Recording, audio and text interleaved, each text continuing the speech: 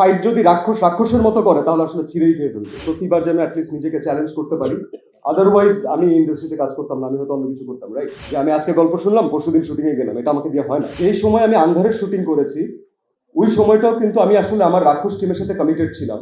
আমরা আমাদের অনেক এক্সপিরিয়েন্স ভুলে যাই, বাট আমাদের হার্ডওয়ার্ক আমাদের সাথে থেকে যায়। আমার মনে হয়েছে দর্শককে এই মুহূর্তে এই গল্পটা আসলে আমি এইভাবে আসতে চাই। আমি প্রতিবারই আমার ক্যারিয়ার যতদিনই কাজ করছি ট্রাই করেছিলাম যে অডিয়েন্সকে যেন বোর না করি এবং প্রতিবার যেন অ্যাটলিস্ট নিজেকে চ্যালেঞ্জ করতে পারি, আদারওয়াইজ আমি ইন্ডাস্ট্রিতে কাজ করতাম না, আমি হয়তো অন্য কিছু করতাম, রাইট? সো এই চ্যালেঞ্জটা আমাকে মনে হয় অনেক সুন্দরভাবে হৃদয় ভাই দিয়েছে। কারণ আমি যখন নিজে গল্পটা শুনেছি এবং যখন আমি ইমাজিন করার ট্রাই করেছি, তখন আমার কাছে মনে হয়েছে যে মানে this is such a larger than life character. এবং আমি ম্যাক্সিমাম টাইম আমার অডিয়েন্স যেভাবে আমাকে চেনেন, আমি ড্রামা বেস কাজ করেছি, আমি রোম্যান্টিক কাজ করেছি, আমি একটু গ্রাউন্ডেড কাজ করেছি, মানে আকাশে উড়ে যায়নি কখনো। তো এবারও আমি আকাশে উড়বো না, তবে কতটুক একটা মানুষ তার ভালোবাসার কারণে ভায়োলেন্ট হতে পারেন, কতটুক অ্যাগ্রেসিভ হতে পারেন এবং একটা ডিফারেন্ট ক্যারেক্টার হতে পারে, আই থিঙ্ক অনেক এলিমেন্টস আছে, but at the end of the day people will love this character somehow. আমাকে এতটুক সুন্দরভাবে ক্যারেক্টারটা প্রেজেন্ট করার সুযোগ আসলে হৃদয় ভাই করে দিয়েছেন এখানে। And there is something new to offer. দর্শকরা এখন অনেক এন্টারটেইন হতে চান, তারা তাদের যে সময়টা তারা এখানে খরচ করছেন, আমরা তাদেরকে পুরোটা টাইম এতটুকু গ্যারান্টি দিতে পারি আপনাদেরকে এন্টারটেইনই করবো আমরা ইনশাল্লাহ। আমি যে জিনিসটা পারি না সেটা হচ্ছে যেটা আপনি সেকেন্ড বললেন সেটা করতে, কারণ ওটার জন্য অনেক বেশি মেধার দরকার হয়। আমি এত মেধাবী না যে আমি আজকে গল্প শুনলাম পরশুদিন শুটিংয়ে গেলাম, এটা আমাকে দিয়ে হয় না। তো থ্যাংক ইউ, এই ব্যাপারটা আপনি সামনে এনেছেন।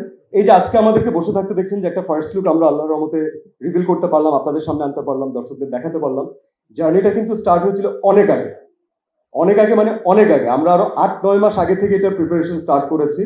মাঝখানে আপনারা অনেকে জানেন, যেহেতু আপনারা সবই জানেন কম বেশি, যে আমার আরেকটা সিনেমার শুটিং চলছিল আন্ধার। এবং আমি এতটুকু আপনাদেরকে বলতে চাই, এটা আমরা আসলে মেনশন করতে পারি না, যে সময় আমি আন্ধারের শুটিং করেছি ওই সময়টাও কিন্তু আমি আসলে আমার রাক্ষস টিমের সাথে কমিটেড ছিলাম। তো আমার ডিরেক্টর এবং আমার প্রডিউসার যদি আমাকে ওই সময় অ্যালাউ না করতেন, তারা যদি আমাকে আরেকটা টিমকে, রায়হান রাফির টিমকে যদি তারা সাপোর্ট না করতেন, আমি এই মোমেন্টে বের হয়ে গিয়ে প্রিপারেশন নিয়ে আন্ধার করে আবার ব্যাক করতে পারতাম না। তারা আমার কারণে শুটিং পিছিয়েছেন। সো আমার মনে হয় আমাদের পুরো আন্ধারের টিম এবং পার্সোনালি আমি তাদের কাছে কৃতজ্ঞ যে তারা আমাকে এই দুইটা সুন্দর প্রজেক্টের পার্ট হওয়ার সুযোগ করে দিয়েছেন। আর আপনার প্রশ্নের উত্তর, আরো 9 মাস আগে প্রিপারেশন স্টার্ট হয়েছে।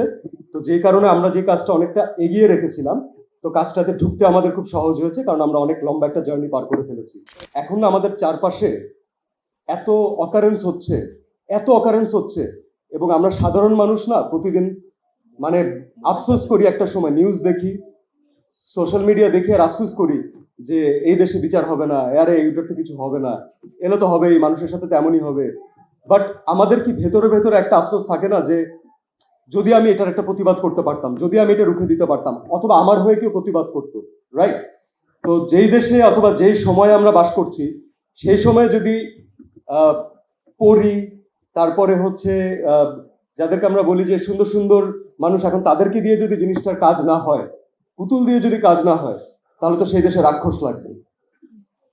বিষয়টা হচ্ছে আপনি কিসের জন্য ফাইট করছেন, এবং ফাইট যদি রাক্ষসের মতো করে তাহলে আসলে ছিঁড়েই খেয়ে ফেলবে। তো রাক্ষসের ফাইট রাক্ষসের মতোই হবে ইনশাল্লাহ। Thank you. কষ্ট হচ্ছিল, এবং মানে কষ্টই তো আলটিমেট দ্য বিউটি, রাইট? এটাই মনে থাকে, hard work is the beauty. আমরা আমাদের অনেক এক্সপিরিয়েন্স ভুলে যাই, বাট আমাদের হার্ড ওয়ার্ক আমাদের সাথে থেকে যায়। সো দের ইজ, মানে I will never say no to hard work, and I love it. আল্লাহর রহমতে যতটুকু পরিচিতি এসেছে, যতটুকু কাজ পেয়েছি, যতটুকু কাজ করছি এবং সামনে করবো, আমি জানি যে hard work will always be there. So I am not afraid of that.